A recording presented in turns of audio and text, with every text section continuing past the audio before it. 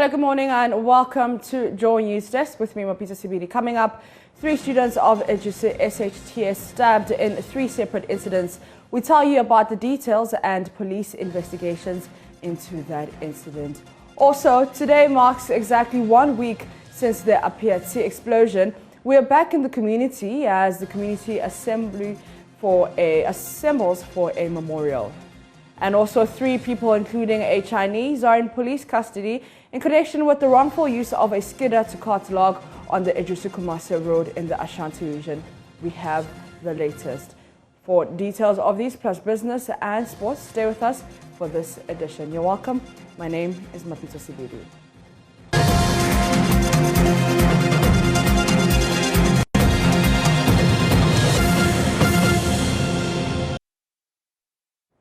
Thank you for staying with us. In our first story, 3 people, including a Chinese, are in police custody in connection with the wrongful use of a skidder to cart log on the Apeatse Road in the Ashanti region. Police in Apeatse are after 2 others, including the owner of the truck which was carrying the log. 2 policemen found in the viral video have also been queried. Naneo Jima has more in the following report.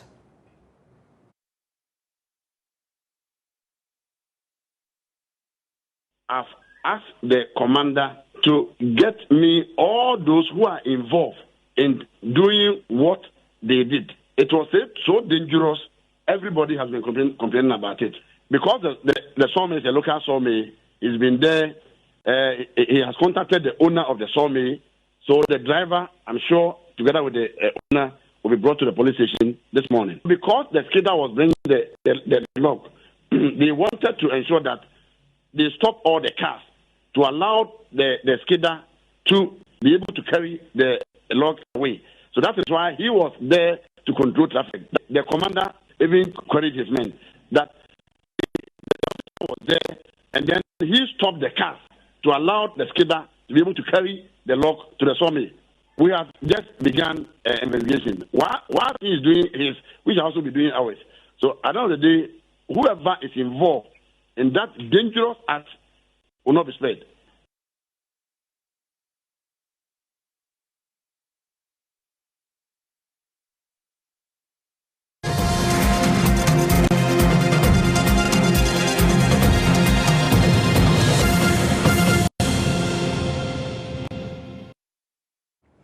Three students of Apeatse High Technical School have been stabbed in 3 separate incidents between Monday and Tuesday. A second-year student was allegedly stabbed in the back with a pair of scissors by 4 of his colleagues who attempted to rob him of his mobile phones. In the other 2 cases, 1 student was attacked by non-students in an altercation over girls, whilst another student sustained stab wounds and a rival student in fighting on campus. Love FM's Erastus Asaridonko has more. Monday, an 18-year-old Form 2 student was stabbed close to his spine with a pair of scissors when he resisted attempts by 4 of his colleagues to snatch his phone. One of them, who police say admitted to the crime, is in police custody. On Tuesday evening, some youth from the Apeatse township attacked and stabbed another student of the school in an alleged fight over girls. The same evening, another student of the school was stabbed in the head by students in a fight on campus. The boy was here getting snaps with his friends, and a certain guy from that group who came here that night went to that boy to collect his phone. That boy was in Form 1, and he said he won't give the phone to him. And when he forced to collect the phone, at that time he was there with a cutlass and a scissors, and he removed the scissors to stab that boy's back. The students blame recent developments on the incomplete wall around the school. So tell me, all this that is happening in the school, why is it happening? Because of the lack of the wall, the inadequacy of the wall. That's why they are facing our trouble. The town boys coming in, disturbing us, collecting our phones, using knife to collect our phones. One in town for no, 10 1 and 2 Because of the uncompleted wall, some youth from the town always attack us.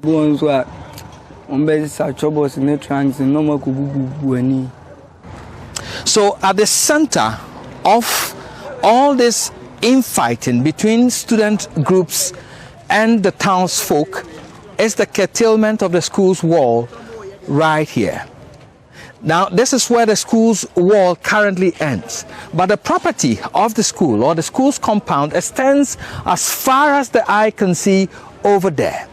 Now, this is creating the infiltration of non-students into the school to cause trouble, and students going out of their way from school into the town's environment to engage in other nefarious activities. And this is what is creating the current problem, which has led to stabbings and unrest in the school. Ejiso District Police Commander, Superintendent Fred Lumo, says 3 people have been arrested in connection with all the cases as investigations continue.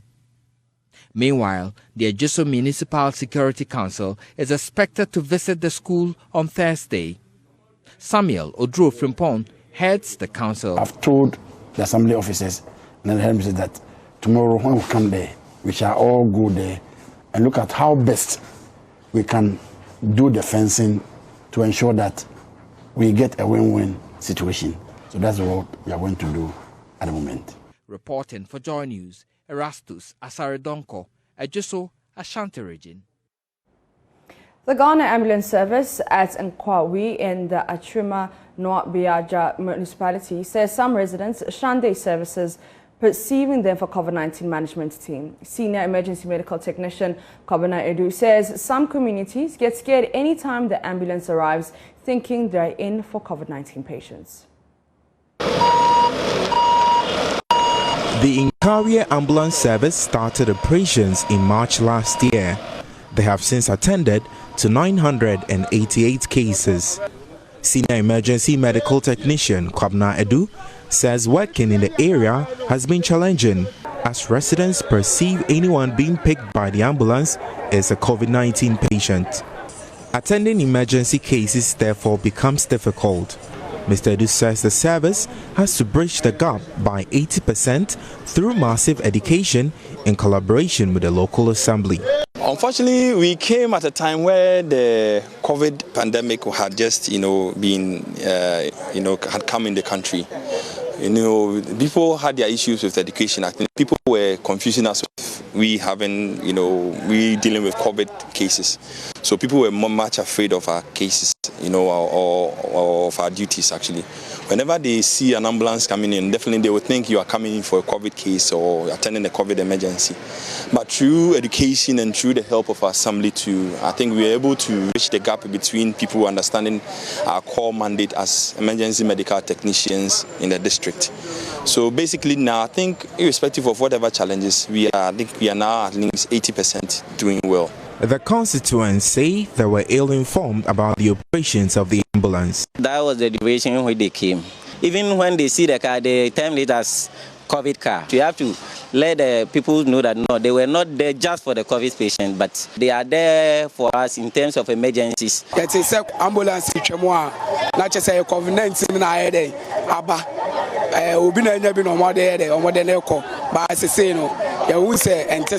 The ambulance service started operations in a temporary structure provided by the assembly. The new facility has been constructed and furnished with necessities. Mr. Edu says they are better resourced to deliver the best of services. The assembly has been so good to us. When we even came here, they gave us an office temporary to be used for our operations. And they understood what we are doing, and thankfully they'll be able to accomplish whatever we wanted. And I know definitely it's going to help in our operations as emergency medical, so we can even give better results or better yields in our operations and our jobs. The Municipal Assembly says it is committed to providing a conducive environment for emergency medical services. The controversy about whether there was a police escort with the vehicle that caused the explosion at Apeatse in the western region may not end anytime soon, as the chief of BIPO, Nana Atta Brembo, has challenged anyone who has evidence that there was a police escort to show up to be questioned. Speaking during a familiarization visit by the Minister of Lands and Natural Resources, Samuel Abujinapo, the chief, whose jurisdiction includes Apeatse, said it is not true there was a police escort accompanying the vehicle carrying the explosives. The Ghana Police Service insists the vehicle had police protection, with documents suggesting that was the case. Let's listen to the chief of BIPO, Nana Atta Brembo, challenging the claim. Atoyiranchem kese we ya atro yani wana natural my no etu ho anamoa abesi ene na aseda kese. We are touched by your decision to pay a working visit to Apeatse today. We are also grateful for the support we continue to receive from the municipal chief executive of this area. We are told that a committee has been set up to coordinate the receipt of relief items. We plead that government supports this cause by making more funds available. There are, however, reports that there was a police escort accompanying the vehicle carrying the explosives before it detonated. That report is false. The accident occurred right here at Apeatse, and I dare anyone with a different account to provide evidence to that effect.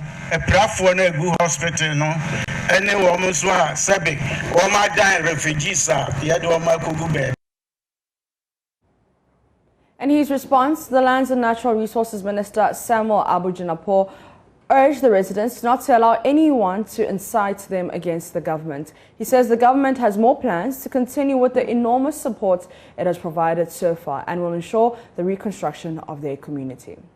First of all, to get a sense of the situation on the ground for purposes of the reconstruction of this community. And as you can see, we've had a very fruitful tour and engagement with community members. I must report very quickly that it's very refreshing and encouraging that the State Housing Company seems to have done some considerable work already, including the assembling of inventory of the structures we are dealing with.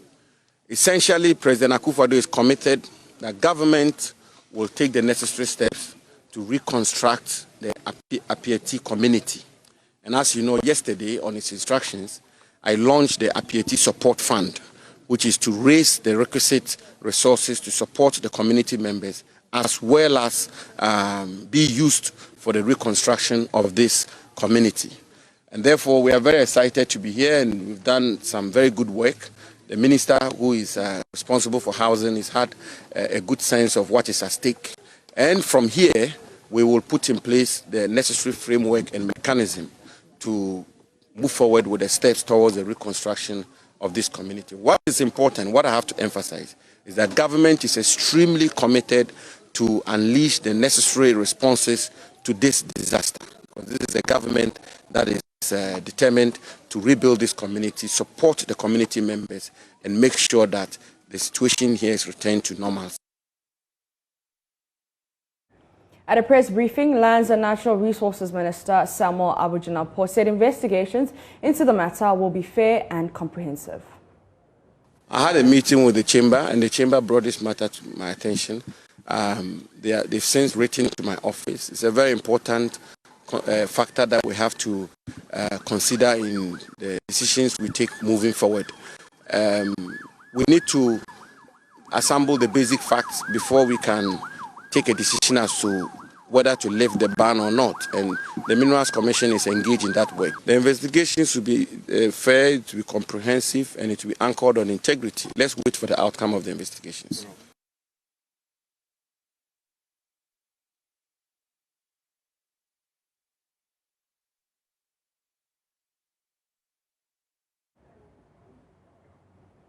It's been exactly a week that explosion happened, and we will be going live back to the community during the bulletin. Now let's do other stories, where Vice President of Imani Ghana, Salom Brontier, has described government's town hall meeting on e-levy as an exercise in futility and waste of taxpayers' money. Speaking on the AM show, Vice President of the think tank said it's unattainable that in spite of glaring opposition, the government is not backing down on the policy. If you, the finance minister, is asking us to engage and you are unwilling to compromise in any form or manner, in spite of the hugely negative feedback that the government has gotten since the proposal, since this was mooted, then I believe that even the parliamentarians who are in favor are actually going against the will of their own constituents. And it's very unfortunate that the government is still planning to bulldoze this way, bully everybody else into accepting something that obviously requires much more consultation, requires much more understanding and openness. As for the flowery, promises or outcomes that this is supposed to have, it is neither here nor there, because we are looking at a situation where already the economic outlook by several other parameters or several other variables has been seen to be bleak. And therefore, you do not expect people to jump into this with welcome arms at all. And I don't know what the objectives are for the town hall meetings, etc. But they do not shed any they will not shed any further light than the light that has been shed already on why they want to go through this e-levy process. So I believe that it's an exercise in futility, if you ask me. And I believe that it will really not make any difference. And I think it's just a waste of taxpayers' money. You're still watching Joy's Desk with me, Apeatse. We'll be back after this break.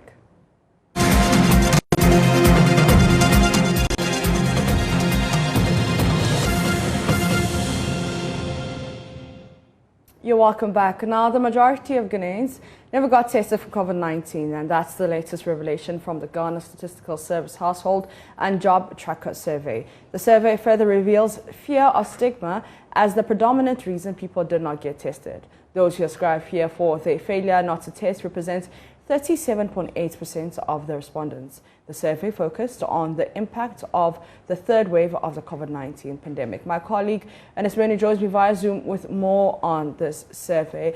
Now, Ernest, can you give us the breakdown, or can you give us the breakdown of the figures when it comes to those who never got tested? Yeah, so the Statistical Service looked at this at the national level, the urban level, and also the rural level. Now, when it comes to those who have never been tested for COVID-19, we are looking at 70 at the national level. We're looking at 77.9% for those in the urban, percent for rural areas. So from the figures, you're seeing that a good number of people in the rural areas never got tested for COVID-19. And then they got a test, but at a government facility. At the national level, 17.7 in the rural. In the rural areas, you're looking at 16.8. So these are the figures. Let me also take you through what it looks like for those who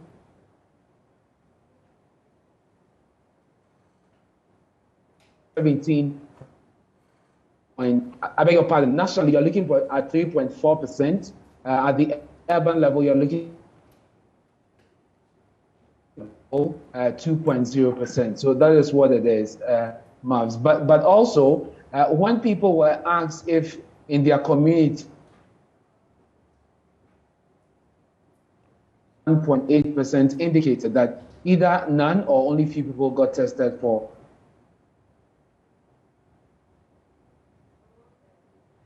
All right, Ernest, it seems like we're experiencing some network challenges. So if you could repeat what you just said.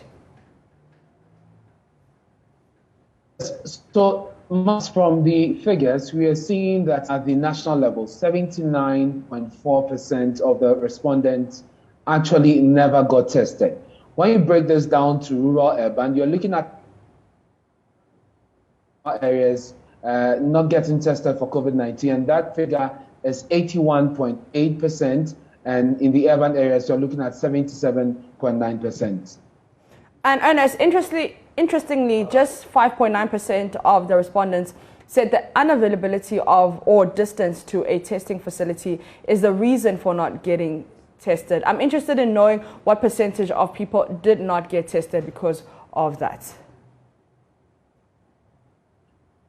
Well, most interestingly, just 5.7% at the national level, mentioned the cost of, having a test,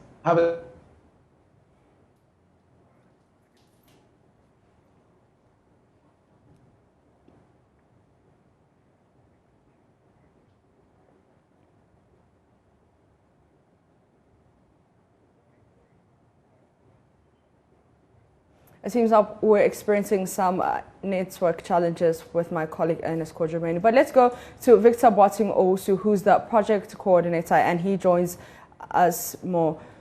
So can you tell us more? Good morning, sir, and thank you so much for your time. Good morning. Thank you for having me. Now, can you tell us more about this research, like the scope of the survey? Thank you very much, and thanks also for the opportunity. So this is the third wave of the Households and Job Tracker survey, and it was started in June 2020 when we went out to the lockdown. So we wanted to know the impact of the lockdown on the households. Then in September 2020, we looked at the second wave, which was also looking at the satisfaction of Ghanaians on the interventions of the government when he gave some measures and then also opportunity for Ghanaians to enjoy water and free electricity. Then this third wave was looking at the testing and also the vaccination as well, and the cost of PPEs to the Ghanaian population, especially the household.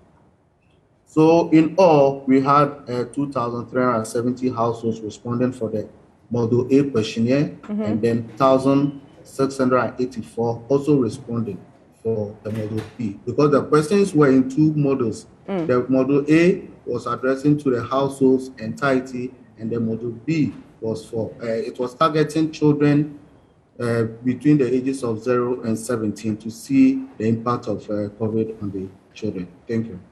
All right, and how is this feeding into the fight against COVID-19? Thank you very much. So for especially two issues that came out and that to me was outstanding for this survey was the fear of stigmatization when it comes to reasons why people do not get tested. So if we want to improve and ensure that, yes, we are all tested to know our status and also get vaccinated, there's a need for us to do more to sensitize Ghanaians on the reason why they should get tested or get vaccinated, so that people will make themselves available for the vaccination. And also the cost of the PPEs on households, where we got to know that for the mean 12 cities was spent a week. And then for the mean, we are looking at 22 cities a week for a Ghanaian household spending on PPEs, which I see is a burden on a Ghanaian. So if we want to do that, then there's a need for us to look at how best we can encourage people who cannot afford that. And if 50 cities is too much, which I agree, should also consider using the reuse, which I know Ghana Health Service also approved that the reuse mask is something that is also very effective.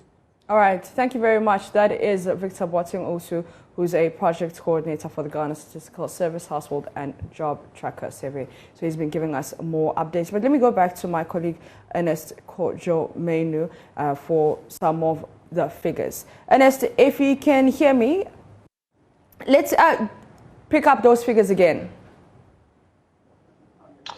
Yes, Maps. I hope the line is better now. And so what I was saying is that the Statistical Service, as you heard Mr. Martin talk about, concluded that the majority of Ghanaians never got tested for COVID-19. Now, they break this down. They look at the national level, those in the urban areas, and then those in the rural areas. If you look at it nationally, you're looking at 79.4% of the people never having a test for COVID-19.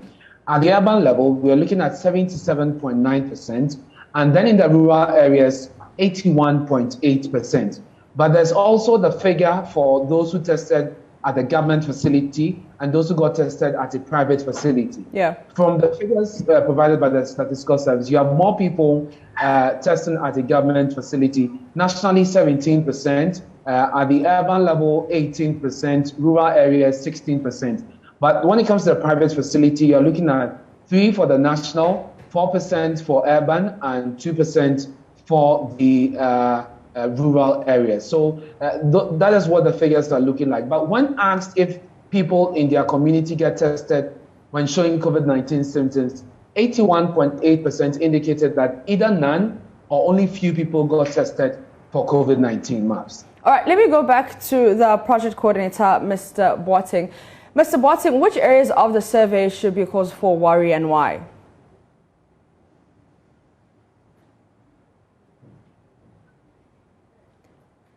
Mr. Boateng, if you can hear me, which areas of this? Okay. Yes, so for me, I'm looking at the income levels dropping for Ghanaian households, which seriously will have impact on their survival and then also feeding the households. And then the second one is looking at the cost of PPEs on the households, which if it will be more cheaper accessible to them so that it will not be more burden when it comes to their financial issues. And what are the recommendations for national consideration? So for the stigmatization, as I said, more people should be encouraged to get tested and or get vaccinated so that that kind of stigmatization, fear of it should be alleviated or taken away so that people can make themselves more available. And also encouraging Ghanaians to resort to reuse if the 1 cedi of the face mask every day of 12 cedi a week on average or the mean is going to, that's 22 cedis, it's going to have a financial implication on their income and expenditure, should result to that of the reuse mask, which will help so that after using it, you wash it and you can also use it back. Thank you. All right, so aside from cost and distance to the health facilities and also fear of stigmatization, what else did the research indicate why people did not get tested at all? So one, some of the responses is saying that yes, the facility is far away from them.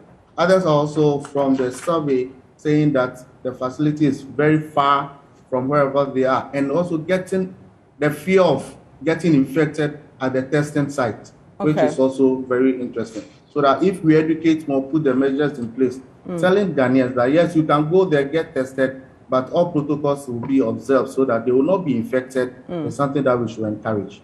So more education is needed on that aspect so that more people can get tested, get vaccinated. All right, then. Thank you very much. But before I let you go, did the research show whether governments made any efforts to address these challenges you just stated? Yes, the scope of this research did not look at that, and that's why we are. This one is a step for us to move into the wave 4 of the survey. We will look at these indicators and also looking at the various vaccines that we have in our country. What's the perception of Ghanaians on these vaccines? What will be the side effects so far, experiences from the Ghanaian population who have gone in for the vaccination? What was the side effect and how did they recover? And these are the guidelines that will shape our thoughts when we are going through the questionnaire and revising it for the way forward. Okay, Mr. Victor Boateng, thank you so much for your time once again. And he's the project coordinator for the Ghana Statistical Service Household and Job Tracker Service. And he's been giving us some details on that survey. Let me go back to my colleague, Ernest Kojamenu. Ernest, what are the other interesting areas of this research?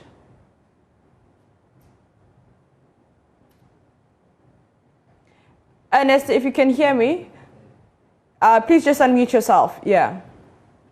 Yes. So there's a fear of stigma, which is a predominant reason why people did not get tested. And you're looking at some 38.4% on, when you're looking at the urban areas, and then 36.7% in the rural areas. There are other reasons that were given. People being afraid to isolate. Also, the fear of losing income is one of the reasons given. And like Mr. Boateng mentioned, there are those who thought they could get infected at the testing facilities. Others are also not aware of the necessity or the need to get tested. And then there were those who were complaining that the test took too long. So these are some of the reasons provided by the respondent. But Mavs, there's also another thing that is also interesting with this survey. A third of Ghanaians indicate it's hard to get tested for COVID-19. So 35.6% of Ghanaians indicated that it is hard to get tested for COVID-19. Over half, which is 52.6% of the respondents in the Savannah zone, however, indicated that it is easy as compared to 43% when you look at the national average. All right, thank you very much. That's my colleague Ernest Kojo, mainly giving us details of that survey. Let's go to Kumasi now, because some 66 market queens there say they are prepared to foot the nomination fees if Trades Minister Alan Tremanting declares interest to contest the flag bearer position of the MPP. They're prevailing on him to commit to lead the party to victory to improve trade and the lot of market women in the Ashanti region and beyond. The market queens addressed the press after a pro-NPP women's group, Queens, donated trips of chippings and bags of cement to improve conditions at the race course market in Kumasi. There's more in this report. Muddy conditions plaguing traders evacuated from the central market attracted the attention of Queens, a pro-MPP women's group. The group, with strong affiliation to Alan Tremanting, supported the market with bags of cement and chippings to help improve their trading environment. Efia Kranchewa is president of Queens. And all that we do is we project Chief Alan. And we came to race course where central market women were brought. We came this afternoon to present a trip of chippings and 200 bags of cement to aid them in their trade. And we are taking this opportunity to call on Chief Alan to contest on the presidential race that is coming up. The donation was met with chants of no Alan, no vote. The 66 market queens indicated their readiness to pay for the nomination fee of Trades Minister Alan Tremanting, urging him to get ready to assume the flag bearer slot. Adwenehima Grace Ejeidakon and Nanaya Foriwa, the Yam Queen, spoke on their behalf. We thank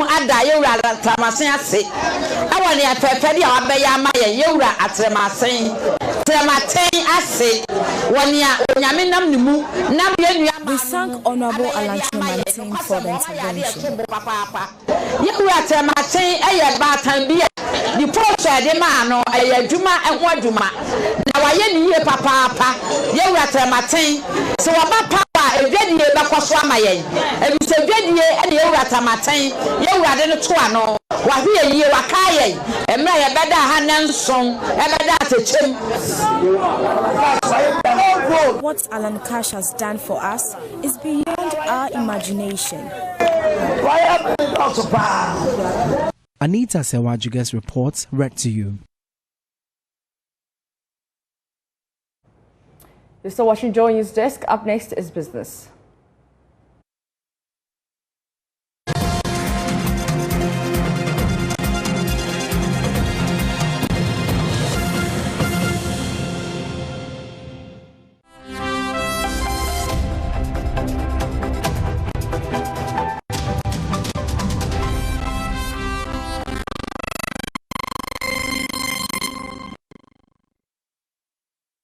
And in business, businesses without data protection licenses may not be able to bid for government contracts going forward. That's a directive from the Data Protection Commission in collaboration with the Public Procurement Authority. The Data Protection Act mandates all firms to obtain data protection license before beginning operations. There's more in this report. Speaking at a press conference to update journalists on the data protection of the Data Protection Commission, Patricia Edusaipoku said the new order has become necessary to protect clients and the general public from data abuse since the country is embarking on many digital initiatives. According to her, obtaining a license from the Commission is a basic requirement for firms that deal in data collection for their daily activities. Register with any regulator to be able to do your business, such as Bank of Ghana, such as the National Pensions Authority, or any other regulator for that matter, the NCA, they would demand your data protection license in order to renew your existing license or to register you anew. That way, if you haven't registered with the commission, you find yourself needing to come and register with us during the course of the year or as soon as your license is due for renewal. That has also triggered a lot of business uptake for us because that is our way of, catching those who are under the radar. Another way is that we are asking other authorities to demand the data protection license in order for, especially those in the private sector, to be able to take on contracts. So the PPA is now working with us to expect contract holders to have their data protection license. She has been elected to represent Ghana as president for the Africa Data Protection Agencies, a development that positions the country as a standard in the industry. Ghana won the presidency of the Network of African Data Protection Authorities. So I, on behalf of Ghana, has become the president of all data protection authorities in Africa. We are obviously positioned as a nation as the trailblazer for this kind of work for the region. Ghana is setting the pace for the rest of the world to follow as far as data protection implementation of a supervisory authority's mandate is concerned. It puts us in a position to also set a good example for the region and to work with our key stakeholders to ensure that there's a proper standardized way of delivering the data protection mandate, to ensure a consistency of delivering and also setting the standard for the region by which the region will know what to do in terms of delivering the mandate. The Commission will be engaging chief executives of data collection firms as part of the week's celebration in Accra.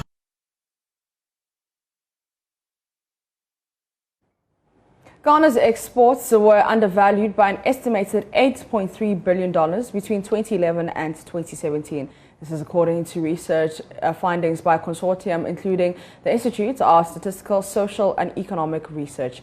There's more in this report. A study by a consortium including the Institute of Statistical, Social and Economic Research has revealed that Ghana's exports were undervalued by an estimated $8.3 billion between 2011 and 2017. The study, spanning 3 political administrations, also revealed that the country lost more than $2 billion in taxes due to the undervaluation of gold exports alone.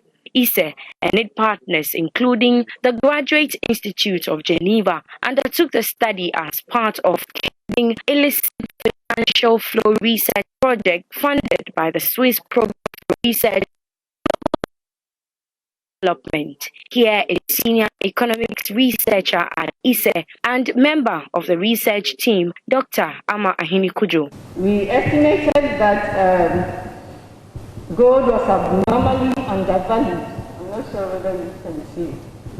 Abnormally undervalued at about 8.3 billion USD at constant prices, and the base year is 2011. Our study was between 2011 to 2017. And in current prices, this is about 3.8 billion USD. This constitutes approximately 11% of the total value of gold exported during this period. The top 5 destination countries of these undervalued gold exports include major gold refining destinations including India, South Africa, United Arab Emirates, Switzerland, and Portugal, representing major gold refining, trading, and manufacturing destinations. Senior research fellow at Apeatse, Fred Janku, is optimistic that if measures are put in place to reduce trade-related illicit financial flow, government will raise revenue to finance its major flagship programs. The gold that Ghana exports, we get taxes from our gold sector, corporate taxes, about 25%. Of course, there are also royalties and so on. Now, if this gold is undervalued, what it means is that the country loses revenue because the taxes that we are supposed to be receiving, we don't get those taxes. So between 2011 and 2017, which is the period our study covered, we realized that about 7.8 billion Ghana cedis is undervalued every year, 7.8 billion Ghana cedis. Now, if you take about 25% of that, which is the tax that could have accrued to Ghana, that's about 1.8 billion Ghana cedis a year. Now, we are talking about e-levy, which is government trying to get more revenue. What it means is that if we are able to reduce this trade-related illicit financial flows by strengthening the governance system, the data management systems, the policy and regulatory environment, what it means is that we can get more taxes from these resources than we are getting now. What it means, government can then raise more revenue to be able to finance all the projects. We know that we have a huge infrastructure gap that we need to fill. We have flagship programs that Ghana has to finance. So we are arguing that this is one of the ways by which we can raise more revenue. In 2017, gold accounted for 96.4% of total earnings from mineral exports from Ghana.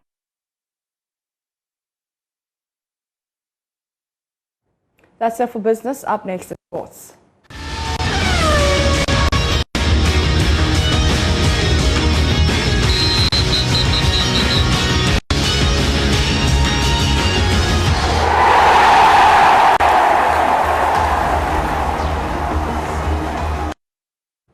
It's time for sports, and my favorite person joins me, Muftau. How are you? So you changed the introduction based on... I changed my introduction based on my mood and how you treat me. If you don't treat me well, I take out the favorite. Did I just treat you well today? Yesterday, as you know, I wasn't in the greatest of mood. Okay, today you are. Yes, please. You look cute in that. Oh, thank you. All right, Muftau, Parliament wants to investigate. Yes, the Black Stars. I don't know what they want to find. It's interesting to know that Parliament wants to investigate the Black Stars. And I'm thinking, with all due respect to members of Parliament, they have zero understanding of the issues of the national team. When they speak on the floor of Parliament, you can clearly tell these are people who have absolutely no idea what they're talking about. You hear some of them say that a player refused a call up to the Black Stars and went and trained with his club to play Champions League football. You're wondering where he got that information from. Another also says, how come we didn't call Tariq Lamptey, Hossein Odoi, Afena-Gyan? Afena-Gyan was in the squad. Tariq Lamptey, until his nationality is switched to the Black Stars, you cannot call him.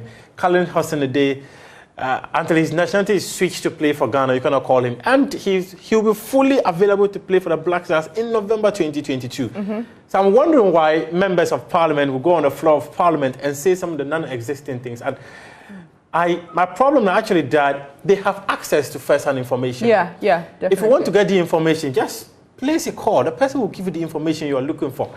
But when they go on the floor of Parliament and they speak, it clearly tells you that there are people who have no idea about what is happening in relation to the national team. Maybe they're just speaking because they're lawmakers. They are speaking because they have millions of people who have given them mandates to manage the affairs of the country.